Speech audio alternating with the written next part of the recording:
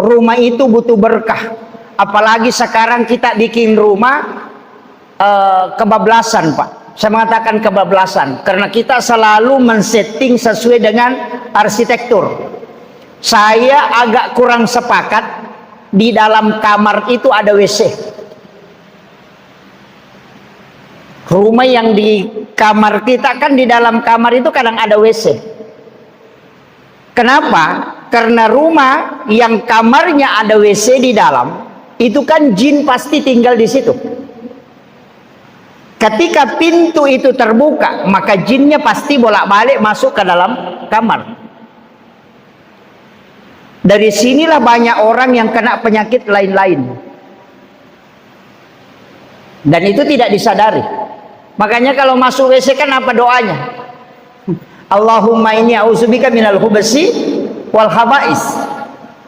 Dan ketika pintu WC terbuka, maka kamar kita akan menjadi tempat bolak-baliknya jin itu.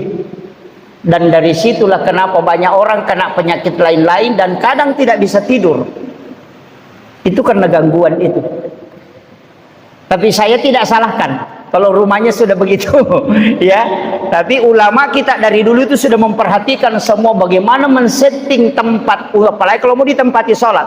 Maka yang paling aman sekarang bikin mihrab. Itu yang paling aman.